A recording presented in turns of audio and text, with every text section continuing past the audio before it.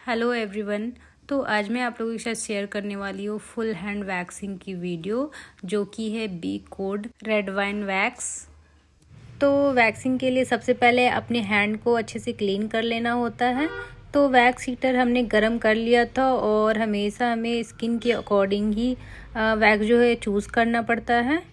तो मैं आपको पहले ही बताया था कि स्किन जो है एकदम नीट एंड क्लीन होना चाहिए और ऑयल या फिर क्रीम बिल्कुल भी लगी नहीं रहनी चाहिए। देन हमें पूरे हैंड्स पे अच्छे से पाउडर लगा लेना है, क्योंकि पाउडर लगाने से स्किन जो है वो ड्राई हो जाती है और जब ड्राई होगी तो वैक्स जो है अच्छे से चिपकेगी और आपकी हेयर जो है अच्छे से रिमूव होगी। तो आपके पास अगर प्री वैक्सिंग जेल है तो आप उसे भी यूज़ करके वैक्सिंग कर सकते हो, और अगर नहीं है तो आप पाउडर के साथ भी कर सकते हो।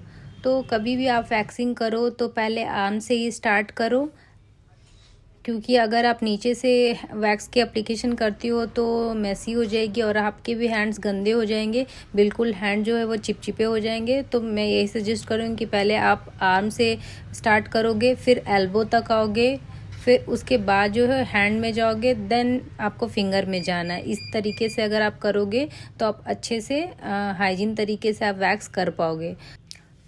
तो कभी भी हमें वैक्स की एप्लीकेशन हेयर के डायरेक्शन के हिसाब से करनी होती है और वैक्स जो पुल है वो अपोजिट डायरेक्शन में करनी होती है। तो अगर आप वैक्स की एप्लीकेशन बहुत ज़्यादा मतलब ऊपर से नीचे तक कर रहे हो या फिर बहुत बड़े पार्ट में वैक्स की एप्लीकेशन कर रहे हो, लेकिन अगर आपको जब आप पुल करते हो वैक्स स्ट्रिप, तो आपको छोटे छोटे पार्ट में ही आपको पुल करना है, नहीं तो स्किन जो है क्लाइंट की वो पील हो सकती है या फिर हेयर जो है वो छूट सकती है। तो मेक श्योर आप ये ध्यान रखोगे कि आपको छोटे छोटे सेक्शन में ही वैक्स को जो है पुल करना है। तो वैक्स जो है हमें हमेशा अपनी स्किन या फिर वेदर के हिसाब से ही लेनी पड़ती है।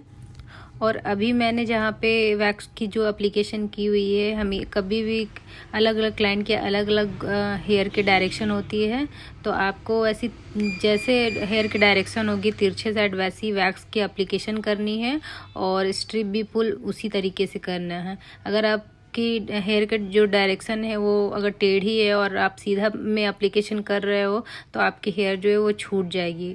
तो अगर आप स्ट्रिप बहुत ज़्यादा ज़ोर से दबाते हो ना, तो आपकी स्किन जो है वो पील हो सकती है। तो उससे क्या होगा, आपकी स्किन में डार्क जो है वो पैचेस पड़ जाएंगे। तो इस बात का आपको ध्यान रखना है कि डार्क पैचेस ना हो, नहीं तो वो काफ़ी लंबे तक रह जाते हैं।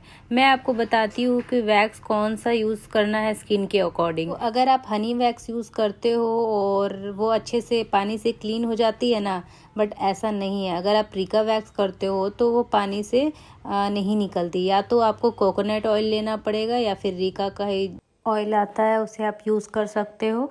तो अपनी क्लाइंट के हिसाब से मैं वैक्स कैसे यूज़ करती हूँ आपको मैं बताती हूँ। तो मेरी क्लाइंट की स्किन अगर बहुत ज़्यादा फेयर स्किन टोन है, अच्छी है उसकी स्किन की क्वालिटी, तो आप नॉर्मल वैक्स हनी जैसे कि आप यूज़ कर सकते हो, क्योंकि ऑलरेडी शाइन रहती है उनके स्किन में और हमें ज़्यादा वर्क नहीं करना पड़ता है।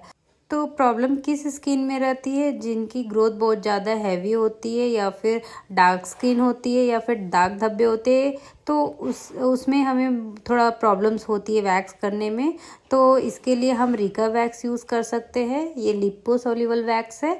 तो ये ज़रूरी नहीं कि हम रीका वैक्स ही यूज़ करें, आप कोई भी अच्छी ब्रांड के लिपोसोल्यूबल वैक्स यूज़ कर सकते हो। तो इसी तरीके से लास्ट में हमें हैंड को भी स्किप नहीं करना है। अगर आपके हैंड में हेयर्स नहीं भी है तो भी आप को इसमें वैक्स करना है, क्योंकि हेयर के साथ साथ हमें स्किन की टैनिंग भी निकालनी होती है। और लास्ट में आपको वेट टिश्यू से अच्छे से हैंड को क्लीन करना होता है और आप कोकोनट ऑयल लगा सकते हो।